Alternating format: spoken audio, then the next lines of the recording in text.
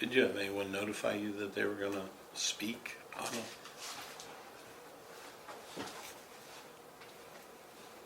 I don't know for sure, but I have the list of the people who've done waivers. So Okay. I'll make a copy for you because it has their names. All right.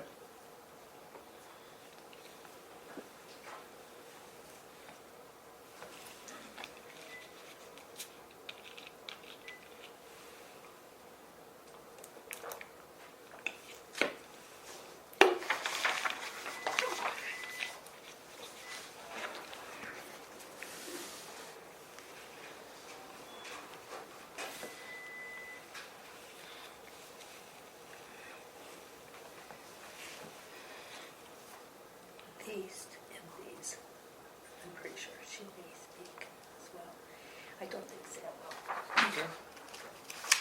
Those are the people who signed the, Daniel, even though we're doing this by phone, we could get some people that walk in.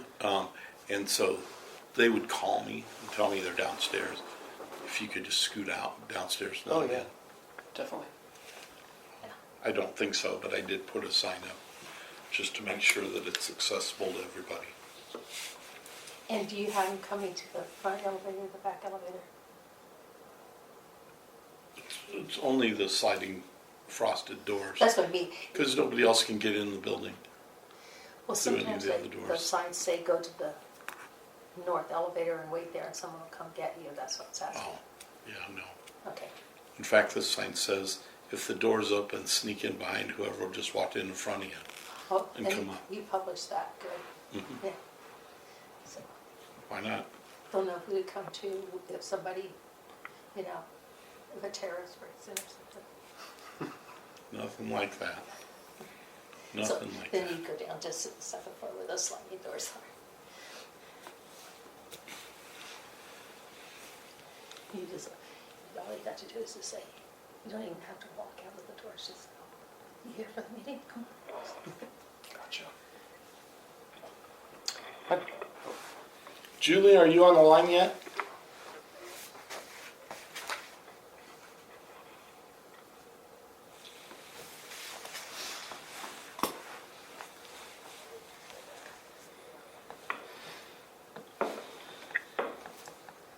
I'm crazy.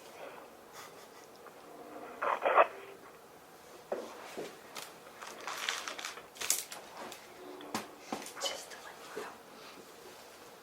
You might want to go ahead and open them before the meeting starts, 'cause I Just push the mute button. That'll block it. yeah.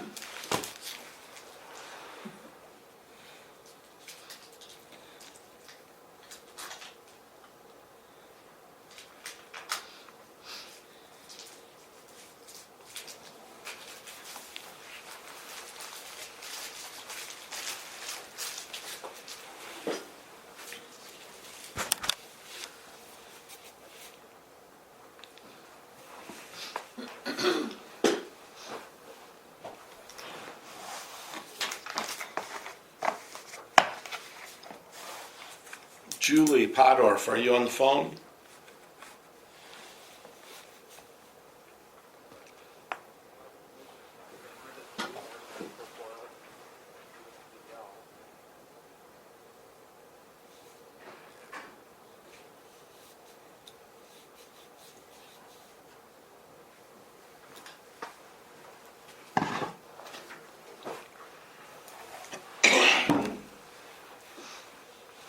Anybody that's on the phone, we're just momentarily waiting for arrival of our board members.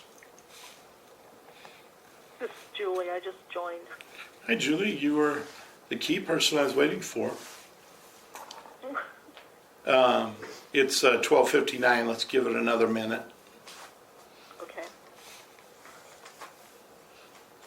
Dan Breitbarth calling in. I'm on the phone as well. Barry Lindahl, I'm on. Joel McRae on the phone. Rick Moraine on the phone. Hi, Rick. Monica just joined.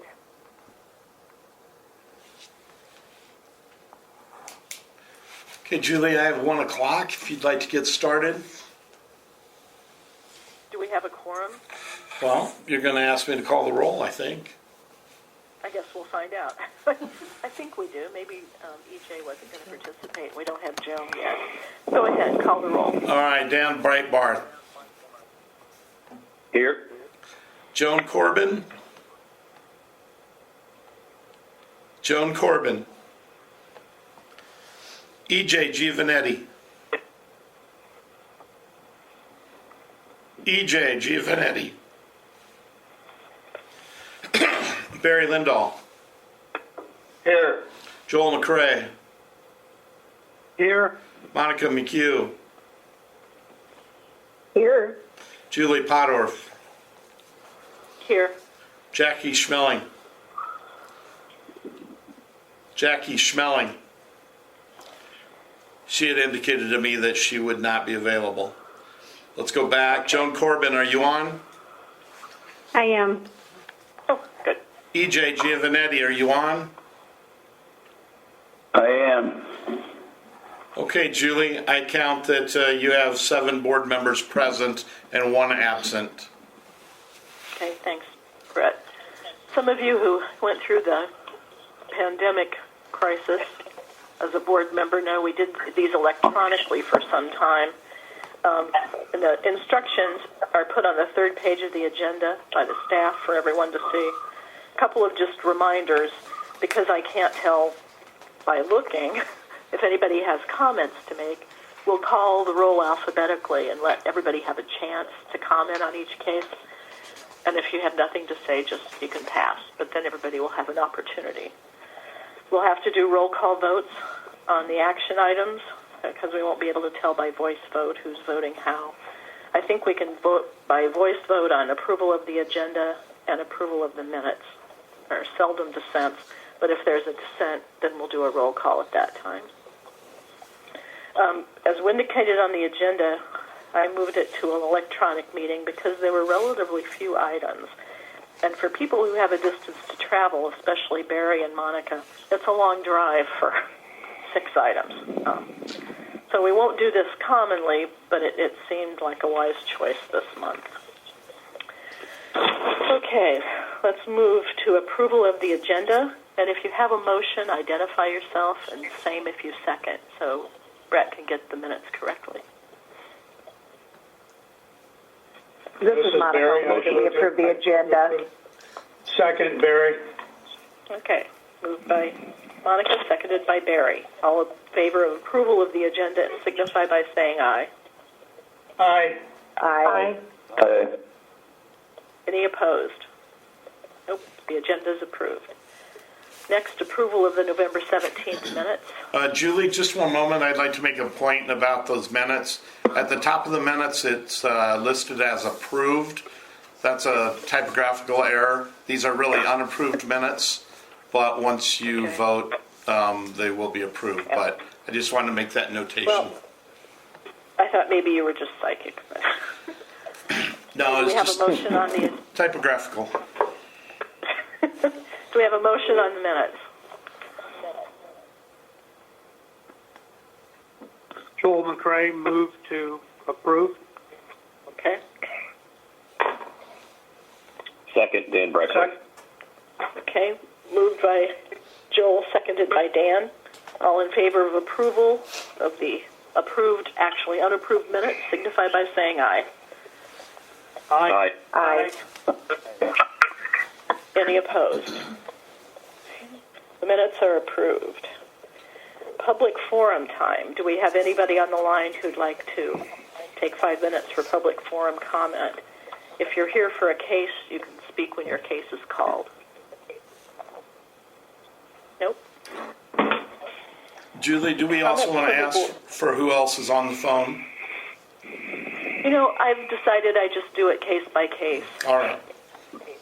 And especially when there are so few, I'll just ask in each case for comments from the respondent and the complainant. Comments from the board chair. I'm happy to announce we have a new staff member who is listed on your agenda, Daniel Strawn, in the legal counsel position. I sat through the interviews that Brett and Margaret did, and he's an impressive young man. I'll defer to Margaret to give you a little bit of his background, and then we can hear a few words from Dan. This is Margaret. I think I'll just turn it over to Daniel. He's here at the meeting. This is his first meeting, and he can just give you a little bit of information about his background. He's been here since Monday afternoon, so he hasn't been here very long, but we've already got things assigned for him to do, and he's working on projects and complaints for us. So go ahead, Daniel. Okay. Thanks. Yes, my name is Daniel Strawn. I am the new legal counsel here, and I'm really happy to be with the board. Just some background on me. I graduated University of Iowa in 2021, so I'm, a somewhat new attorney. Really happy to be here and be in Des Moines. Love the city, and I love the work that I've done so far this week. So I'm excited to, see what the future brings. So thank you. Dan, do you want to tell the board where you came from? What was your last position? Oh, yeah, sure. So prior to this, I was working at a private firm in Sioux City, Iowa, doing mostly business litigation, but also some transactional work and estate planning as well. So. You might mention your externship too. Oh, yeah, and I guess just as far as other government work that I've done, when I was in law school, I was an extern for Justice Waterman, so I worked a summer for him in his Quad Cities office. If anybody has any questions, I'm happy to provide more information about my background. Okay. Did you go by Daniel or Dan? Usually Daniel. Okay. Well, welcome to the board. Thank you. Okay. We don't have any advisory opinions, so we'll move to our rather brief action agenda. The first case is Rodney Anderson versus the City of Massena. Margaret? Yes, this is case number 22FC0119. Rodney Anderson is the complainant, and the City of Massena is the respondent. This was filed on November 11th, alleging that the City of Massena violated Iowa Code Chapters 21 and 22 on September 12th of 2022. Mr. Anderson alleged on that date they held a regular city council meeting that included a hearing. The agenda had a typographical error, listing the meeting date as September 12th, 2021, not 2022. He stated he mentioned this, but the meeting continued. Julie, before I go any further, I would remind people that they need to put their phones on mute when they're not speaking. We're getting background noise here. Okay. I'll continue. Mr. Anderson raised concerns that the regular meeting and the hearing were scheduled for the same time. He also alleged that the city improperly allowed citizen comment prior to the hearing. He alleged that he spoke both during the meeting and the public hearing, but the hearing minutes did not note that he spoke. He requested that the IPIB provide his complaint to the Iowa legislature and request laws that would separate hearings from regular meetings. As you noted on the dismissal order, Iowa Code Section 21.41A provides requirements for proper notice, and it says a governmental body shall give notice of the time, date, and place of each meeting, including a reconvened meeting of the governmental body and the tentative agenda of the meeting in a manner reasonably calculated to apprise the public of that information. The agenda did include a typographical error with the wrong year listed. However, the notice had been properly posted without anyone noticing this error, and there was no evidence that anyone was negatively affected by this error.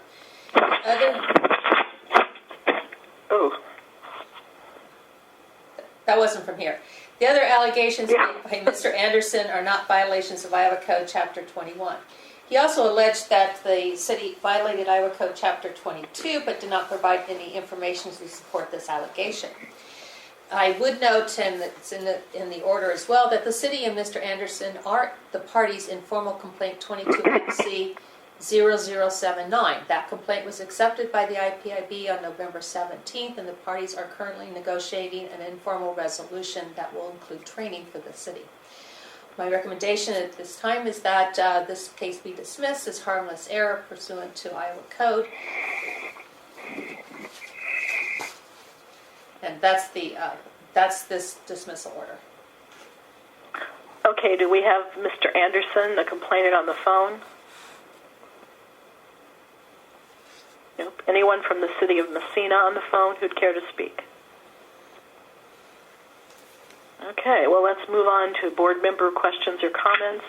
Brett, if you'd call on everyone alphabetically for their comments. Dan? No comment, thanks. Joan? No comments? EJ? No comment. Barry? No comments. Joel? No comment.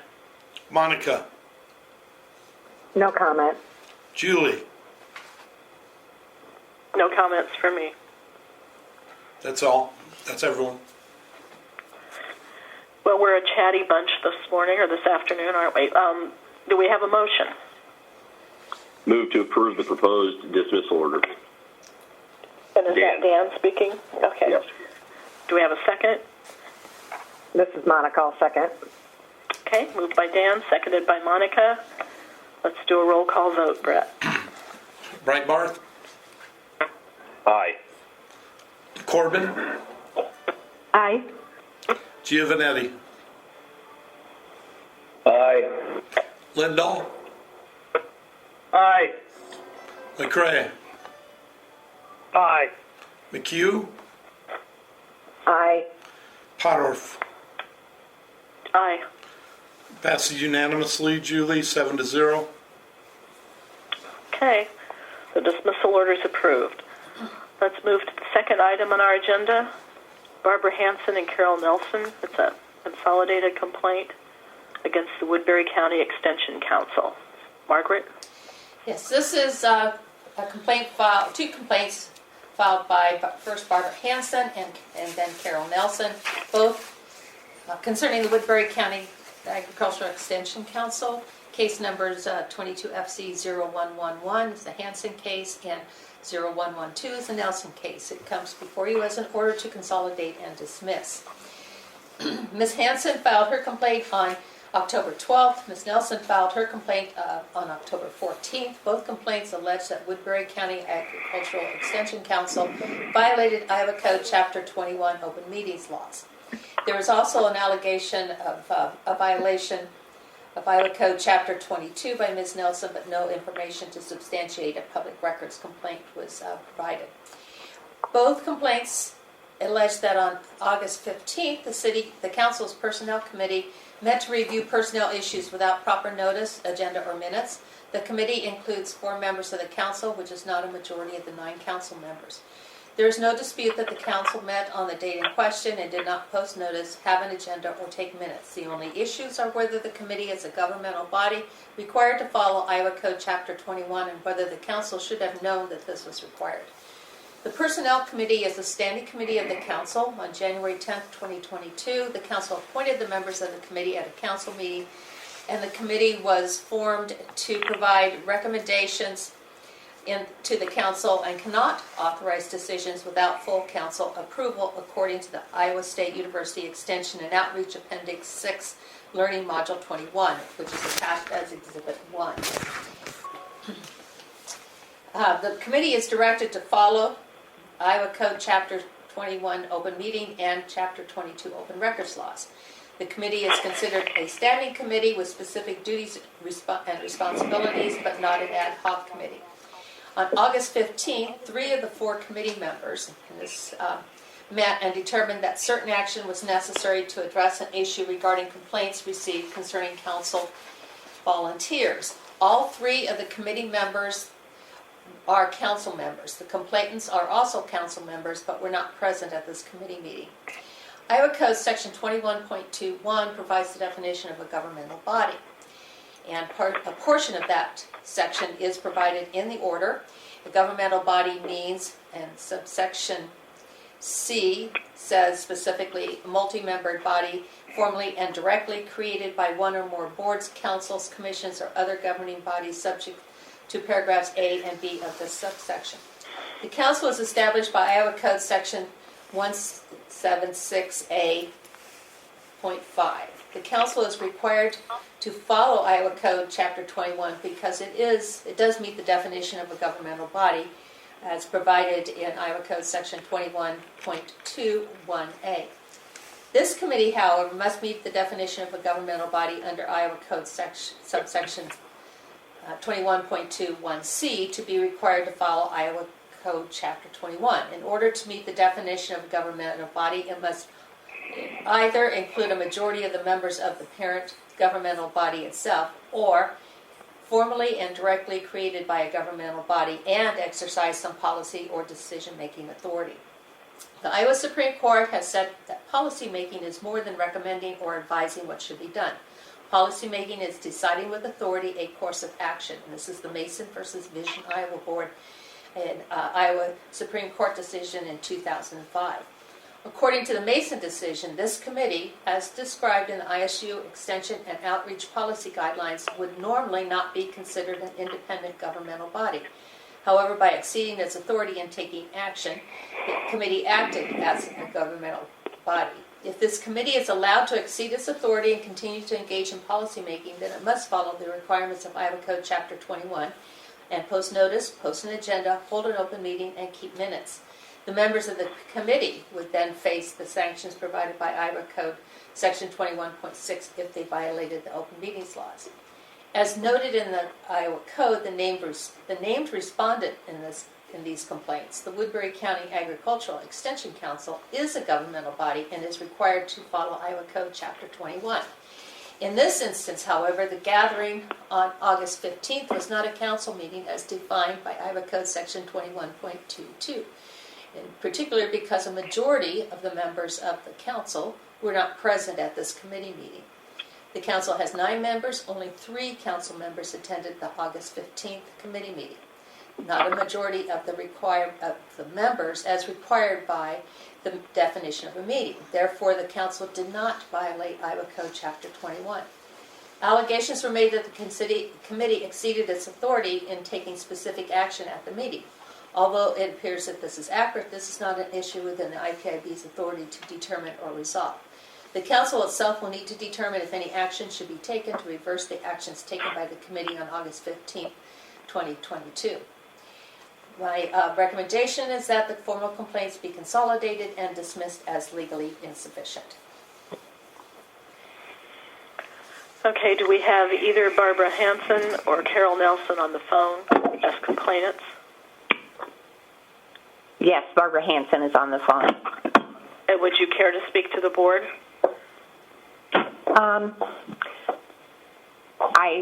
I think I understand the logic here. I just want to make sure that you understand that at the time of this meeting, there were only 8 council members, not 9. The one council office was vacated by someone and it was not filled. So I guess that really doesn't make a difference though. So I guess I understand your decision. Okay, thank you. Is Barbara, you were Barbara Hanson, I'm sorry. Is Carol Nelson here? Yeah. I don't think she was able to get on today. Okay. Let's move to board member questions or comments. Brett? Julie, is there anybody opposing party?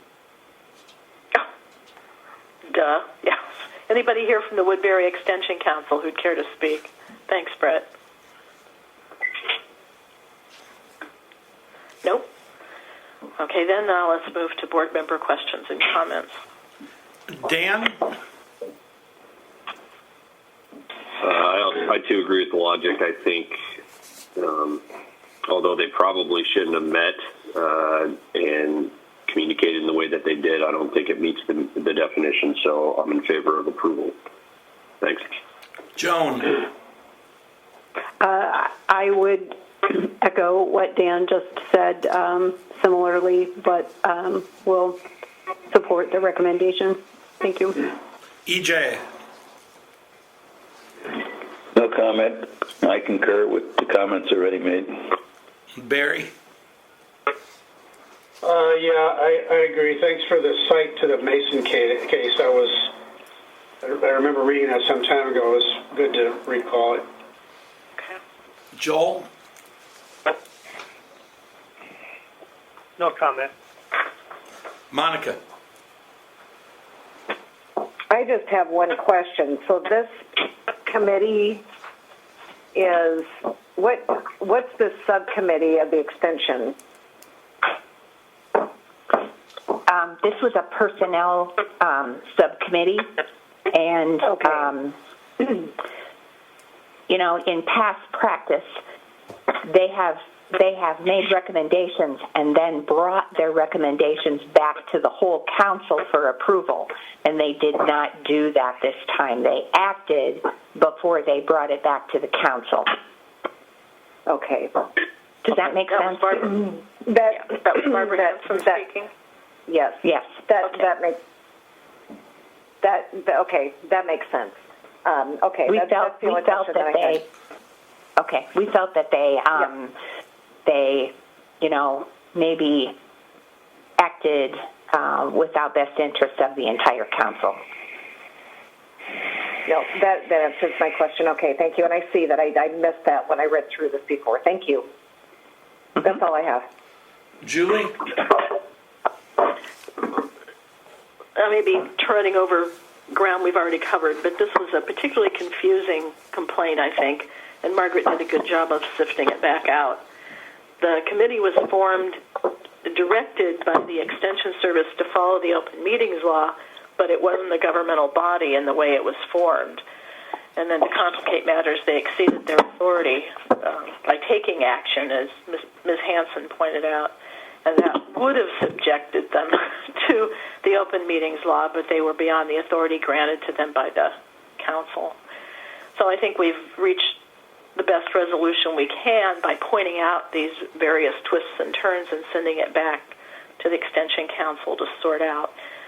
Either they should delegate them decision-making authority and make sure they follow the Open Meetings Law, or resolve that they're not to take those independent actions and their power is recommending only. They may choose to voluntarily follow the law, but it wouldn't be required under Chapter 21. So thanks to Margaret for navigating, shifting sand here. Do we have Thank you. motion? That's everyone, Julie. Yeah. If board members have no other comment, do we have a motion? This is Monica. I move that we consolidate and dismiss these two complaints. Second by Barry. Okay, moved by Monica, seconded by Barry. Roll call vote. Dan, or Brightbot? Aye. Corbin? Aye. Giovanetti? Aye. Lindell? Aye. McRae? Aye. McHugh? Aye. Potter? Aye. Julie, that's 7-0 in favor. Okay. The order is approved. The next item on our agenda is Nathan Kelderman and the Sioux County Sheriff's Office. Margaret? This is case number 22FC0122 involving Nathan Kelderman as the complainant in the Sioux County Sheriff's Office as the respondent. It comes before you as an acceptance order. The complaint was filed on November 19th of 2022, alleging that the Sioux County Sheriff's Office violated Iowa Code Chapter 22. There was an allegation that Mr. Kelderman requested investigative records from an incident reported on March 20th, 2021. He received communication from the sheriff that each investigative report would incur a $10 fee plus $40 for the time spent collecting the records. He allegedly used to work for the sheriff and knows that the fees charged are not based on actual costs as required by Iowa Code Chapter 22. The sheriff responded to the complaint on November 30th. The sheriff stated that his office has a fee schedule available online, and a copy of that has been attached as Exhibit 1. In addition to the fees noted on the website, the sheriff also charges $25 per hour for staff to retrieve the records. He stated he would waive the $25 fee if Mr. Kellerman still wanted the materials he requested. Mr. Kellerman replied to this email on December 1st. He stated he was not requesting incident reports, but copies of supplemental reports, each of which are typically 1 to 8 pages long. A flat fee would not be based on actual reasonable costs. 22.3 of the Iowa Code outlines supervision and fees. It's been recently amended that became effective July 1st of 2022, but the entire text is included in the order. As noted by the highlighted bold-faced portions of the statute, that there is a requirement that the expenses be reasonable and that the lawful custodian make every reasonable effort to provide the public record requested at no cost other than copying costs for a record that takes less than 30 minutes to produce. A person may contest the reasonableness of the custodian's expenses by following through with the complaint as outlined by Chapter 22. All reasonable expenses of the examination and copying shall be paid by the person desiring to examine or copy. And then, as noted in the bold-faced portion of that paragraph, the fee for copying service as determined by the lawful custodian shall not exceed the actual cost of providing the service.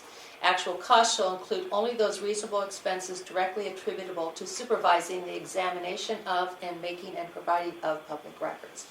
As you will note by looking at the fee schedule, the fee schedule is not based on actual cost.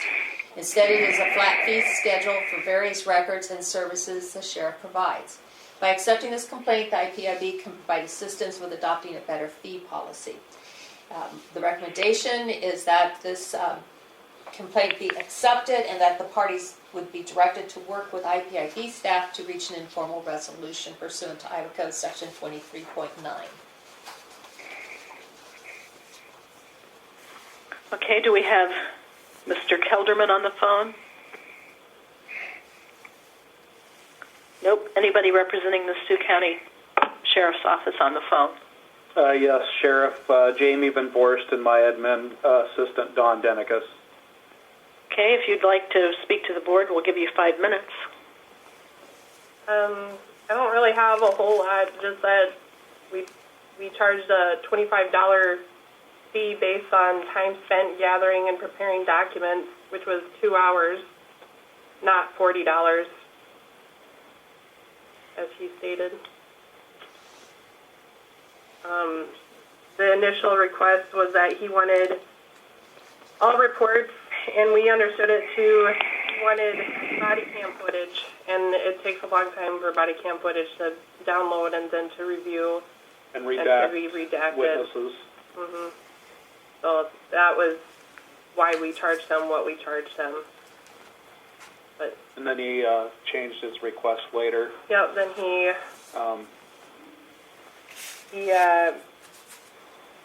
he was asking for reports regarding people who weren't even present at the scene. He requested the incident on a date that didn't happen at.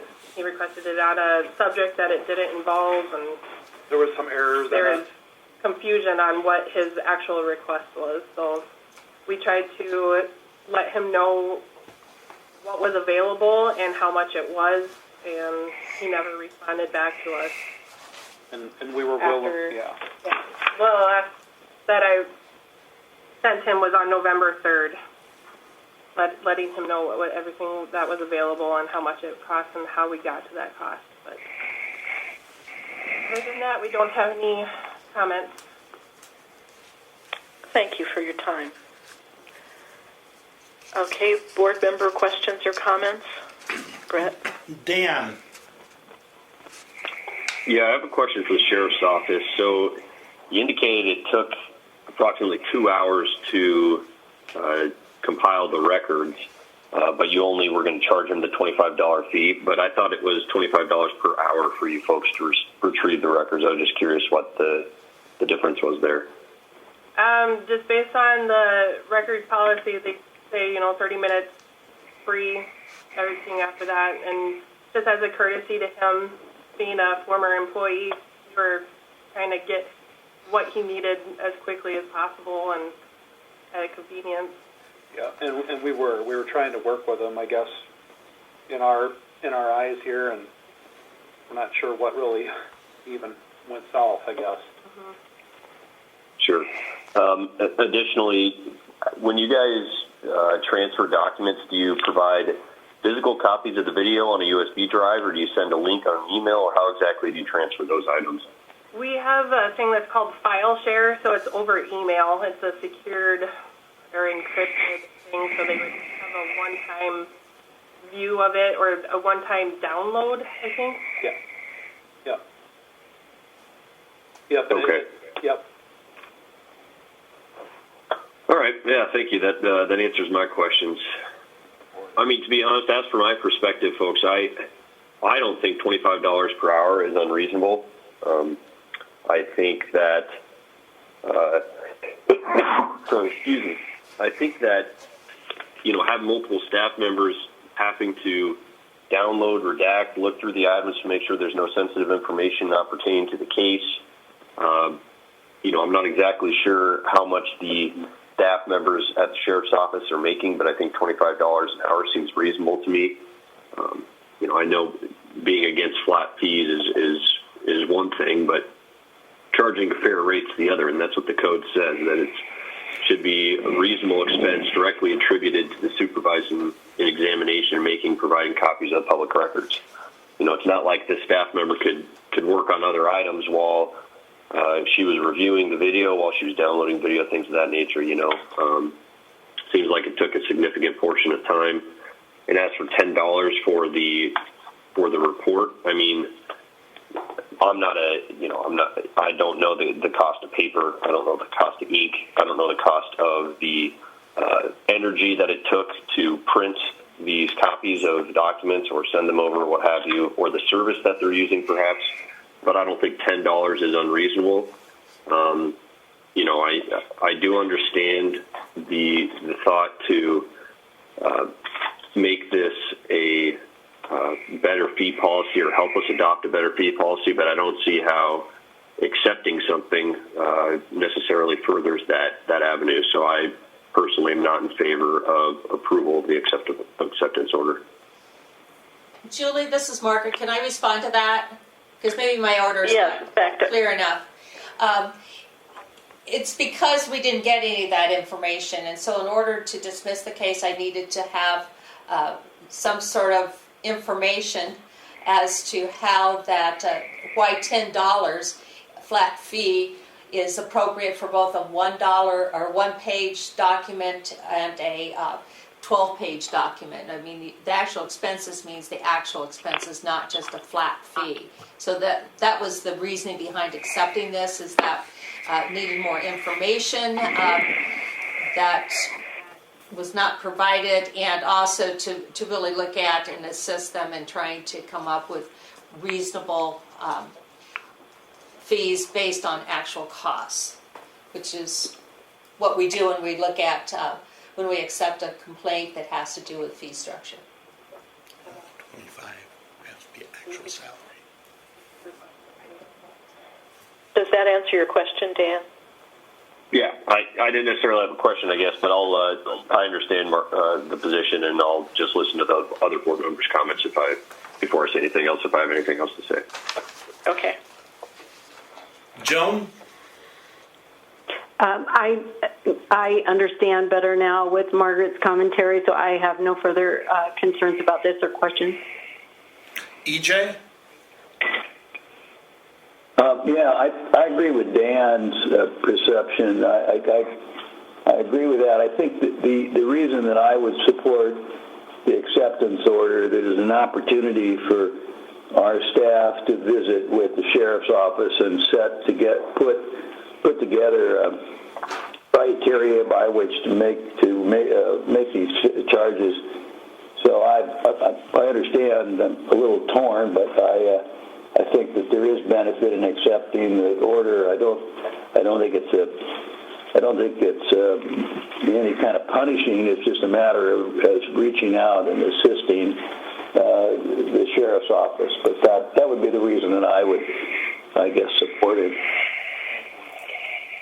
Barry? I agree with Margaret's order. These are not based on actual costs or flat fees, and we're telling our people here you can't do that anymore. Joel? I appreciate Margaret's follow-up on clarification, so therefore I would accept what Martha had to say. Monica? EJ said it just like I agree, so that's all I have. Julie? Yeah, I appreciate the sheriff's office spending time to come and address our questions. And it's the fine line between flat fees, even if they seem reasonable, and calculating actual costs. And EJ did put it well, because I think we can assist them informally in coming up with more of an actual cost calculation than a flat fee. I support the acceptance order. Mm-hmm. Okay, are we ready for a motion?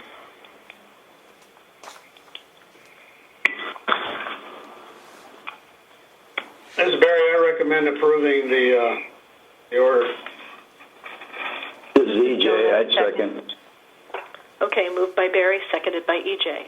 Roll call vote. Breitbarth? No.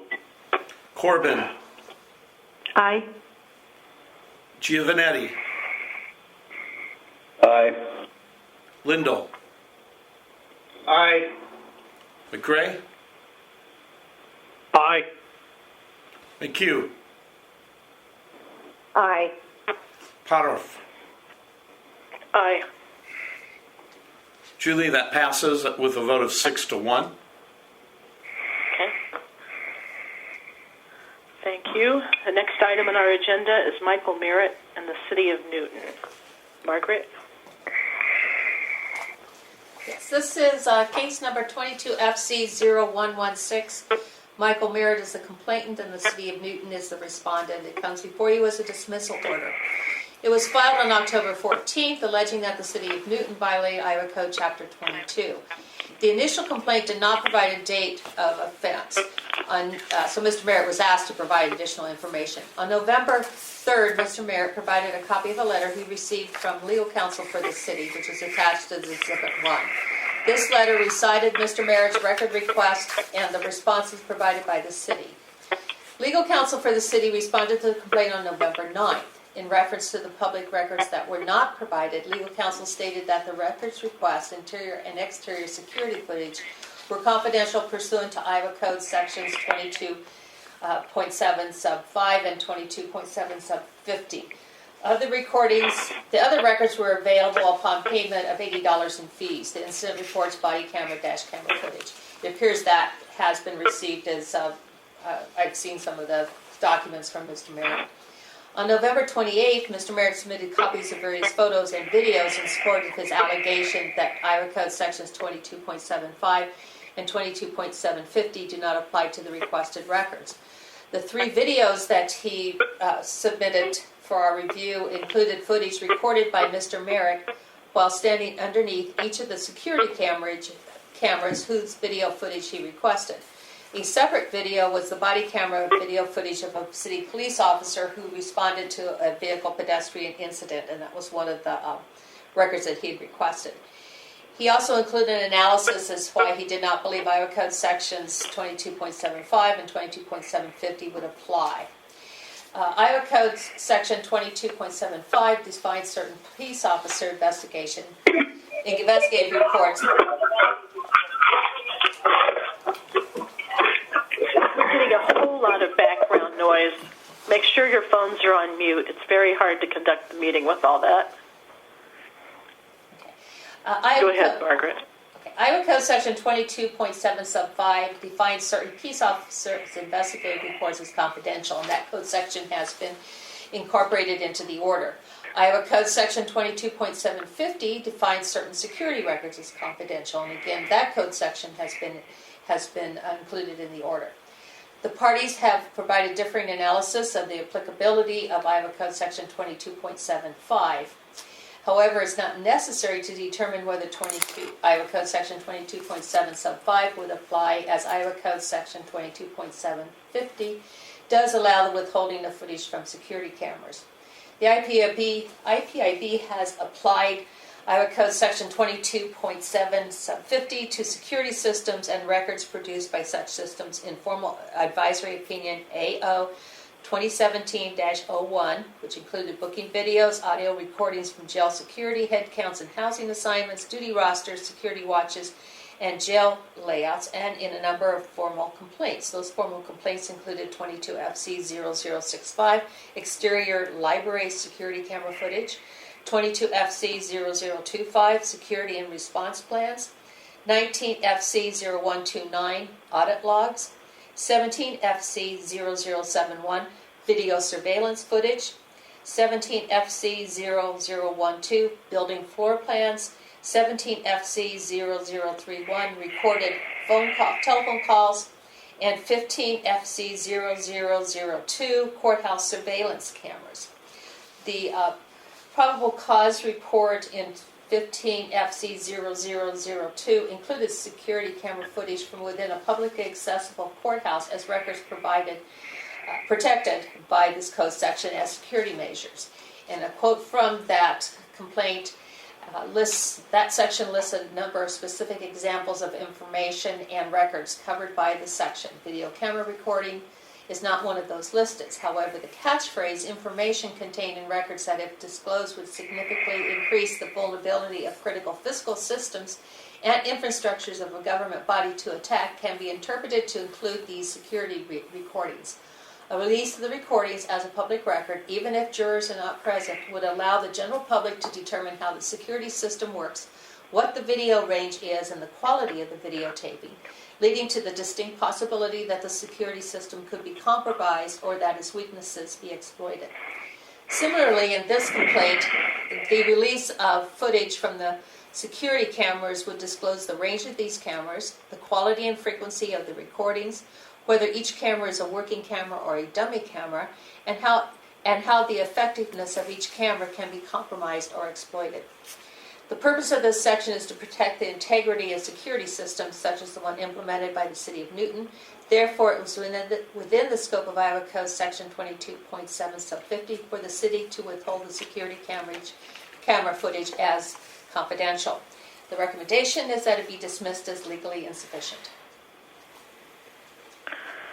Okay, is Mr. Merritt on the phone? Is Matt Brick on the phone for the City of Newton? Yes, this is Matt Brick. Okay, would you like to address the board? Nothing other than to say that the city adopts and agrees completely with the staff findings in this case. Thank you. Okay, thank you. Board member questions or comments? Brett? Dan?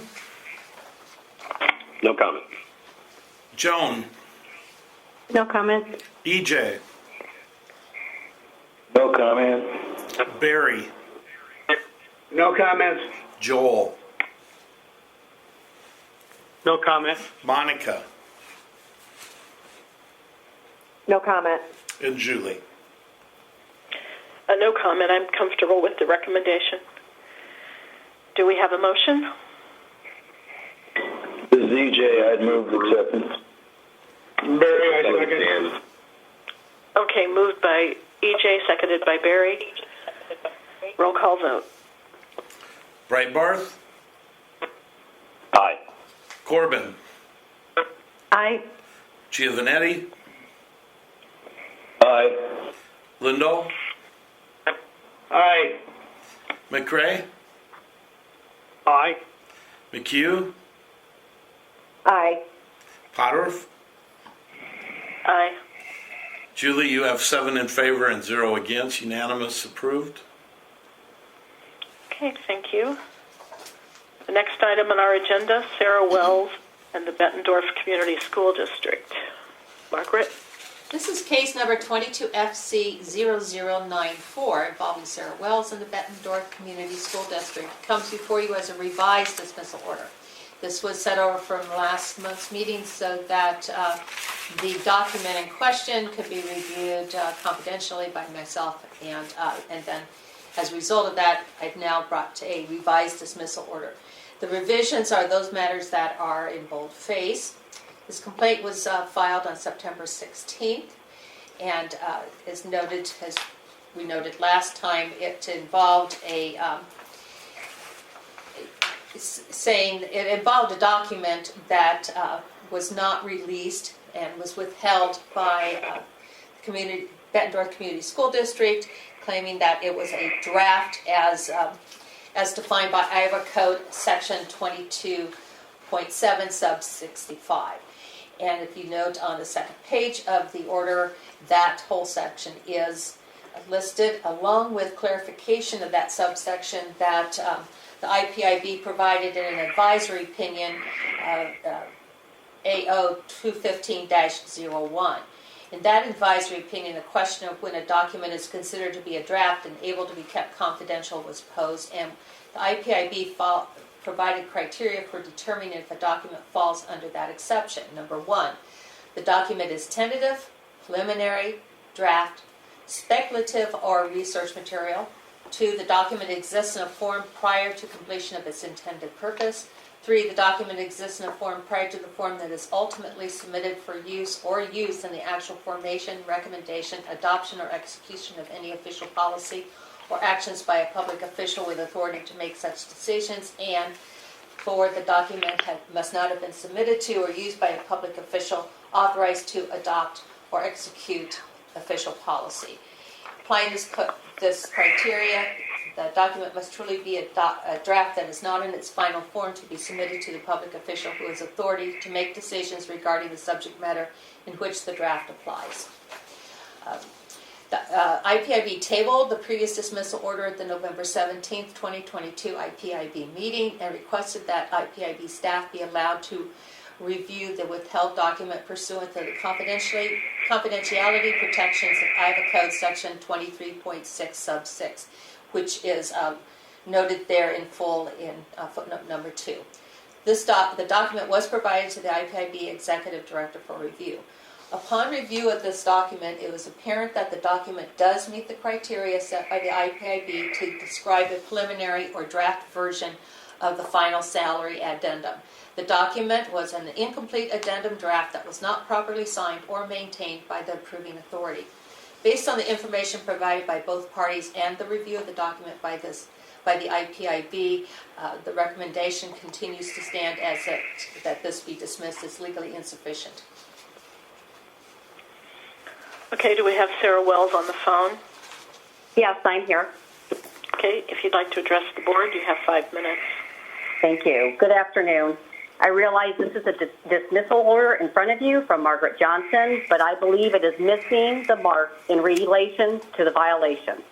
The purpose of my violation was due to the district not providing all contracts and addendums on file for the superintendent, all of which are public records. The problem continues to stand before us that one contract document was not provided with intention. In the dismissal order, Margaret states that upon review of the document, it was apparent that the document does not meet the criteria set by the IPIB to describe a preliminary or draft version of the final salary addendum. The document was an incomplete addendum draft that was not properly signed or maintained by the approving authority. Has the entire IPIB board seen the document in question?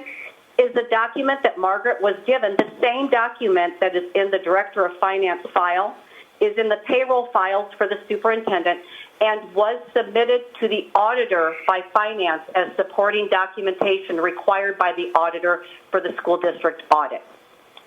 All of those files have a signed and dated copy of this document, and it was used in July of 21 to release the funds. This was a requirement of finance, not simply a broad approval of all administrator salaries. Never publicly on agendas or in minutes is the superintendent's specific increase in salary ever mentioned. Why would a draft be put in all of the files in 21 and then a year later submitted to the auditor? Why would multiple sitting board members be denied access to even see the document, whether it were a draft or the contract that it is? Why would the superintendent feel it was necessary to send an email to her HR director on the evening of the same day that I requested all contracts and addendums for the superintendent, stating, and I quote, good evening. Please delete the previous copy of the contract you received from Bree. Why would anyone ever ask someone to remove and destroy or delete a document out of their own personal file? Ms. Myers states that under Iowa code that this is a tentative or preliminary draft. I completely disagree. The paragraph in the contract dated June 29th was written as a response to finance requests to fulfill their request to have an addendum to the contract on file for payroll to release the funds. I believe the verbiage that the superintendent wanted in her contract regarding the vacation, et cetera, that was in the July 27th contract was not settled or approved at the April 19th closed session for her evaluation of that year. I believe in reference to that, Ms. Myers submitted a timeline, and a key date was left out of her timeline, and that was that closed-door evaluation that took place on April 19th. In addition, the May 17th meeting on her timeline approving all other employee group contracts did not anywhere state the superintendent's salary. It was a group amount of money. Never publicly was her salary stated. I believe that the thing that this got down to the wire the end of June, and the finance department required a signed contract with the current salary so that she could be paid in July. The paragraph we're all referencing in the June 29th addendum was in its final form on that day, was signed and dated and given to the proper authority to execute the pay on July 1st. It was then given to the auditor as required for the necessary paper trail for the superintendent's pay. I am asking you to overturn this dismissal and make this contract addendum public. I'm asking the IPIB board to contact finance and payroll offices. I don't believe they were ever contacted to verify with them, did they use this contract addendum to pay the superintendent on July 1st, not just the May approval that keeps being referenced. Did the finance department require this? I believe that legal counsel is only speaking with the superintendent and quite possibly the school board president to get her questions answered, but not the people that would use this form to execute the pay, nor the auditor's office. Thank you. Thank you, Ms. Wells. Do we have the attorney for the school district, Wendy Meyer, on the phone? We do, thank you. This is Wendy Meyer, the attorney for the Bend Community School District. First, thank you, members of the board, Executive Director Johnson. Let me just note that all Ms. Wells' allegations aside, the question is whether the district violated Chapter 22 by not providing a document requested. That document has been provided to Director Johnson. She's reviewed that document, and in her review, she determined it meets the criteria set by IPIB to describe a preliminary or draft version. And that's what we advised Ms. Wells at the get-go, is that this was a draft or preliminary version. The document itself is not subject to the public documents request. I would ask that this board defer to Director Johnson's review of the document, accept her application of the law to such document. And thus the district respectfully requests that this board accept and approve Director Johnson's dismissal order. Okay, thank you, Ms. Myers. Questions or comments from board members? Brett? Dan? Well, I certainly understand several of Ms. Wells' issues with how this entire process unfolded and some of her frustrations with the board and the superintendent. But ultimately, I do think Margaret got this correct. You know, I trust her review of the document. It sounds like it very clearly was a draft document, even though the numbers and some of the things may have been ultimately finalized from the draft. Her review indicated that it was purely a draft version at the time in which it was requested. You know, I'm gonna move to, or I will support a move to approve the proposed dismissal order. Joan? Well, I do have some questions in my mind. I understand what Dan just said and that what we're looking at is only this preliminary, but do I understand that thereafter there is a permanent one that could be that could be under, I mean, like that the complainant could ask for that. So we're only dealing with this as this is a preliminary document, and it was handled in the way it should be handled. Is that correct? Julie, do you want me to respond to that? This is Margaret. Is that Wendy's? Yes, Margaret. Thank you. Or Wendy could answer it too, but go ahead, Margaret. The actual addendum that was finally approved was released. So that document, that was the ultimate document, contractual document, was released. Okay, thank you. That's all I have. EJ.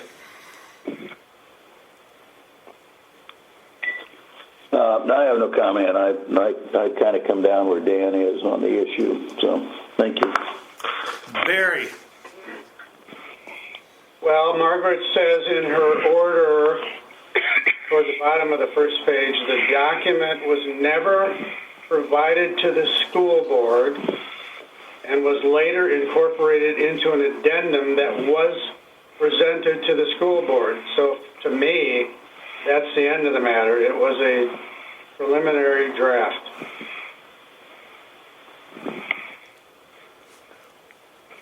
Joel? No comment other than I will support the recommendation. Monica? No, Joan actually asked my question. I don't have anything else. Julie? I may be the slow member of the board here, but as I understand it, what was in the preliminary version and what was in the final version that was provided to Ms. Wells are not different. It's just more items are included in the final version. Is that right, Margaret or Wendy, either one? Can I respond ever? Could anybody ever ask me? Because this is not how my complaint went. Well, that's not who my question was directed to, either Margaret or the attorney for the school district. I'll let. Is there anything? I'll let Wendy respond to it, or Ms. Meyer respond to it. Okay. Yes, and I believe your question was that the draft was one paragraph which consisted of the salary increase. The addendum that was approved by the board was 4 paragraphs. The first paragraph was that salary increase. And it was not different in final form than in the preliminary form? No. I mean that paragraph, no.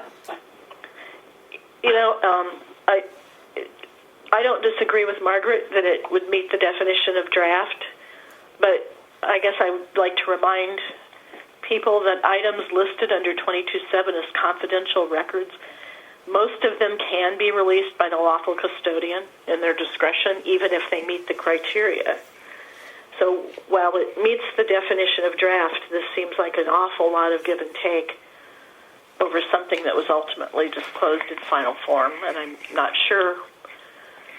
It's your discretion to decide if we think it's a draft, whether you want to keep it or turn it over. I guess I'm not sure I see the benefit of claiming the confidentiality, but I'd support Margaret's order. Okay, Julie, that's everyone? Yes. Roll call vote. Oh, we need a motion.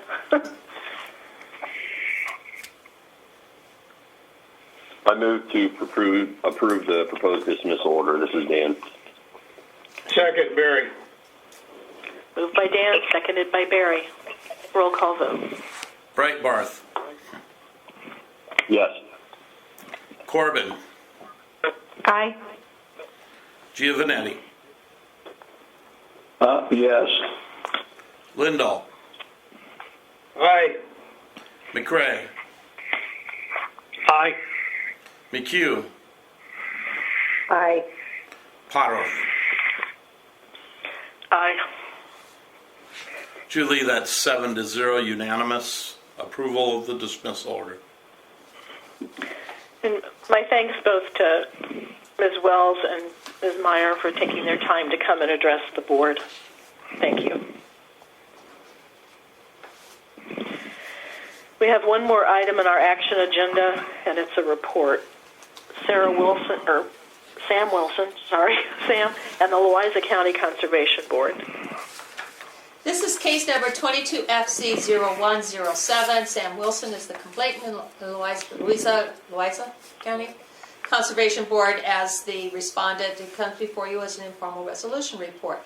The complaint was filed on October 3rd, alleging that the board violated Iowa Code Chapter 21 on September 19th. And this one, as you may recall, was the one where a couple of board members gathered to talk about the removal of the building. Another person saw them and, from the board and came up and engaged in conversations as well. So that was, we accepted this complaint. There was also some irregularities that occurred.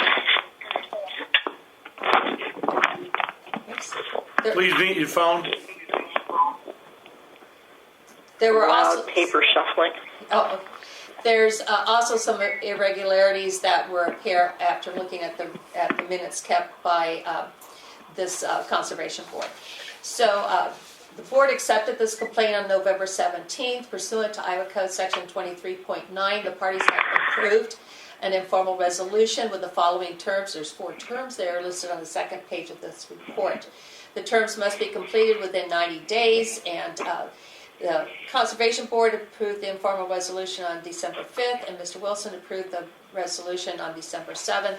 I'm just asking that the board approve this report and allow the chair to sign off on the informal resolution, and we'll proceed forward with the remediation plan. And since we're at the report stage, I assume we don't have comments from Mr. Wilson or the board. But let's get board members have a chance to pose any questions they have about the informal resolution. Brett? Dan? Pass.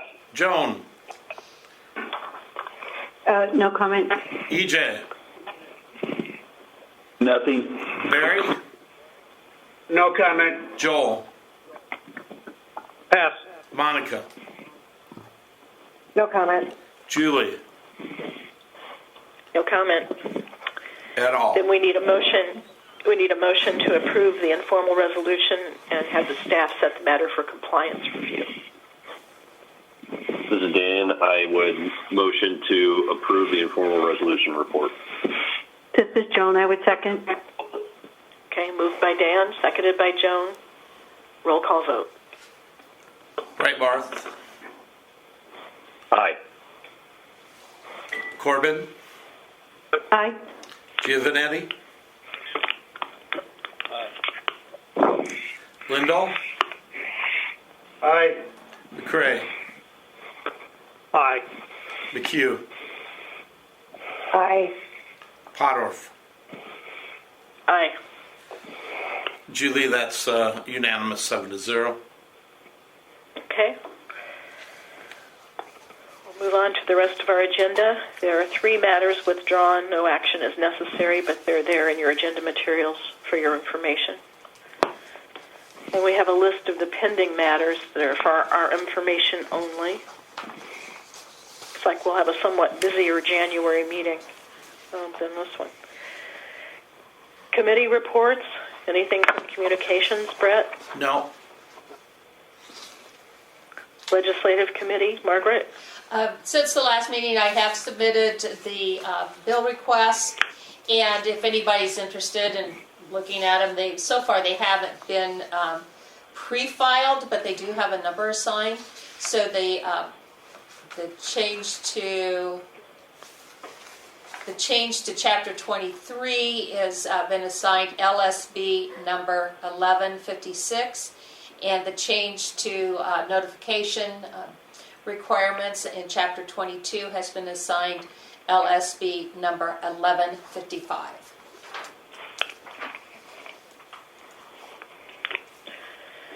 Okay, anything from the Rules Committee?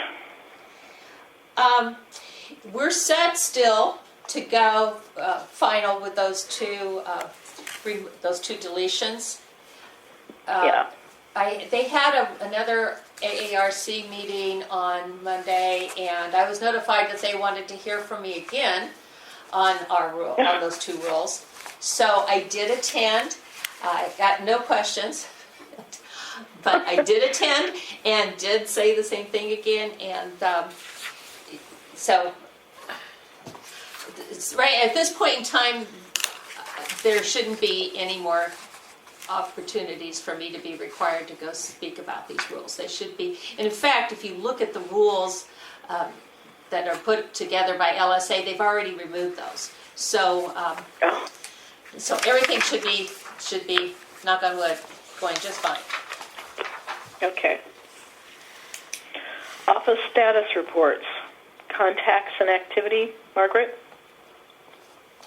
Well, we've got that in front of you.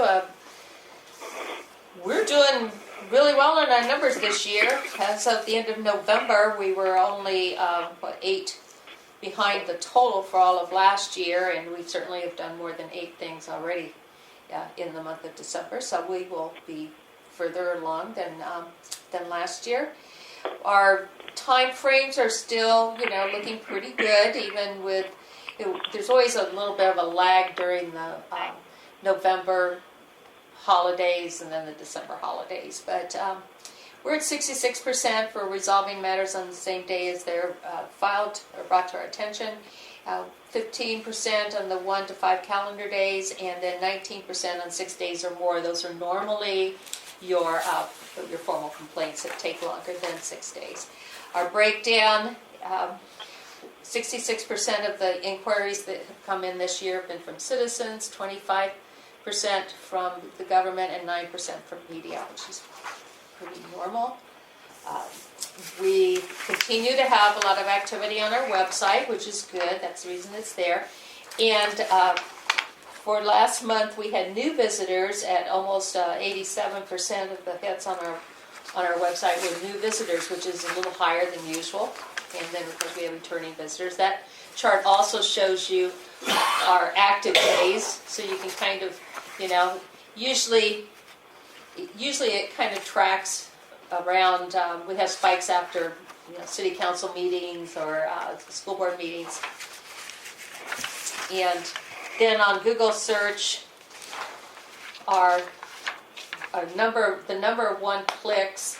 We're on the FAQ section of Chapter 21, and then followed closely by the number of clicks onto the FAQs for Chapter 23. And so it's always interesting to see where people are going first and how people find us. So they're finding us primarily by Open Board Chapter 21, Open Board Chapter 22, Open Board Chapter 23. So that's sort of Iowa Public Information Board, and then is overall the number one way that they're finding us on search engines. Top countries by click is the United States, followed by Indonesia and the Philippines. That's interesting. Okay, I guess that brings us to the financial and budget update. Anything new, Brett? The Fed raised interest rates yesterday. Our financials look just fine. We're under budget, and we should be able to weather the storm as we move forward to the end of the fiscal year. We'll see what. Pardon me. We'll see what happens as the legislature comes into session. But we're good. Kevin, sounds like we have people with colds on the phone. Just a presentations and trainings. You have one coming up in January, Margaret? Yes, that's your new county officers conference that they have. I think it's a 2-day conference, and they've got me on for an hour to do my presentation on open meetings and public records. That's always a really good thing to go to because we do a lot of outreach at that point in time. People get to know who we are, so it usually generates a lot of requests for assistance from going to those. And I did an article that they put that the Iowa Association of Counties put in the most recent publication that talks about what what I'm going to be talking about.